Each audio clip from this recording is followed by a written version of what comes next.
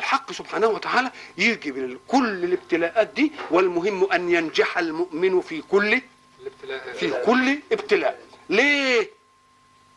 حتى يواجه الحياة صلبا ويواجه الحياة قوي، ويعلم ان الحياة معبر لا يشغله المعبر عن الغاية. ما دام الحياة معبر بس يبقى لازم اشوف الغاية الايه؟ الغاية الاول. ولذلك يجي الحق سبحانه وتعالى يقول الذين اذا اصابتهم مصيبة قالوا انا لله وانا. شوف ما معنى المصيبة؟ المصيبة هو الامر ينال الانسان منه مشقة وألم.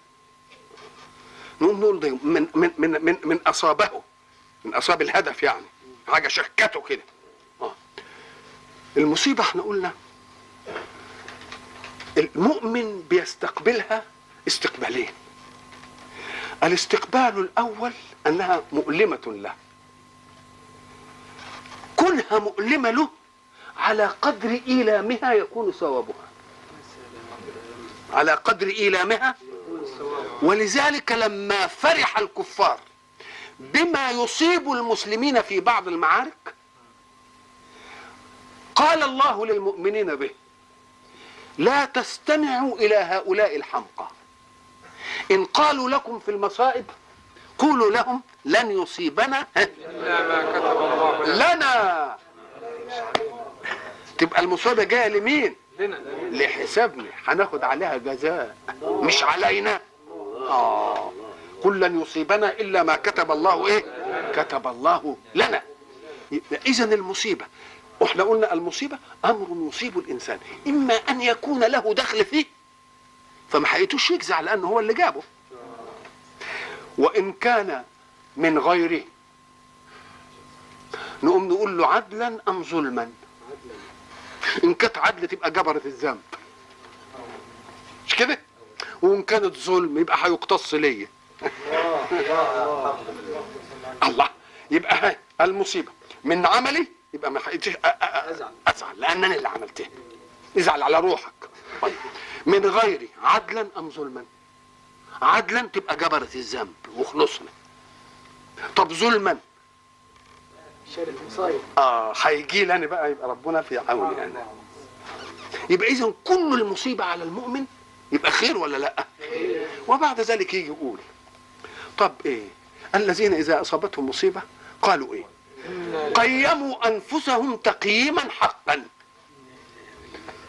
هل انا لي على الله حق؟ ده انا مملوك لله، انا فما يجريه علي يبقى بيجريه في ملكي ولا في ملكني؟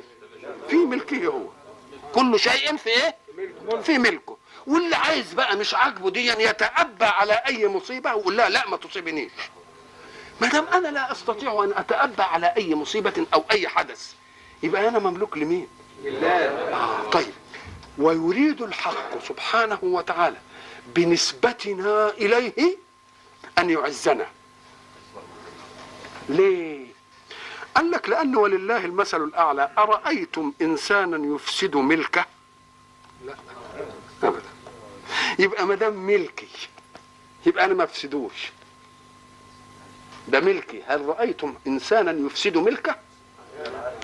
إنما يعمل فيه ما يؤدي إلى الصلاح، وإن رأى الناس في ظاهر الأمر إنه. إحنا ضربنا مثل للنجار اللي جاب الفارة وقعد يمسك ضرفة الدولاب هو بيعمل فيها ايه؟ ده بيحسنها، ده صنعته، مش كده؟ كذلك بيقول ان تقول انا لله، انا ملك لله، والمالك لا يعرض ملكه للعطب انما يعرضه للايه؟ للاصلاح. بعد ذلك يقول وانا اليه راجعون. ما دام انا اليه راجعون يبقى ان كان في دي ظلم لي انا هاخد ثوابي عند الرجوع الى الله. هاخد ثوابي عند الرجوع الى الله. يبقى انت لله ابتداء بملكيه، وانت لله نهايه في مرجع. فربنا ملك لك القوسين، قوس الابتداء وقوس الانتهاء. يبقى هتزعل من ايه؟ ما تزعل. الذين اذا اصابتهم مصيبه قالوا انا للايه؟ إنا لله وإنا إليه راجعون. ولذلك علمنا رسول الله صلى الله عليه وسلم عند أي مصيبة تصيب الإنسان أن يسترجع. معنى يسترجع يعني يقول إيه؟ إنا لله وإنا إليه راجعون. وزادنا اللهم أجرني في مصيبتي واخلفني خيرا منها. الله إذا قلتها عند أي مصيبة تصيب يبقى لابد أن تجد فيما بعد جاء خير منها. إن نسيتها افتكرها وقولها. إن قلتها بعد أن تتذكرها فلك جزاؤها ولو كأنك قلتها ساعتها. يعني إن كنت إيه نسيتها. ولذلك دي حكاية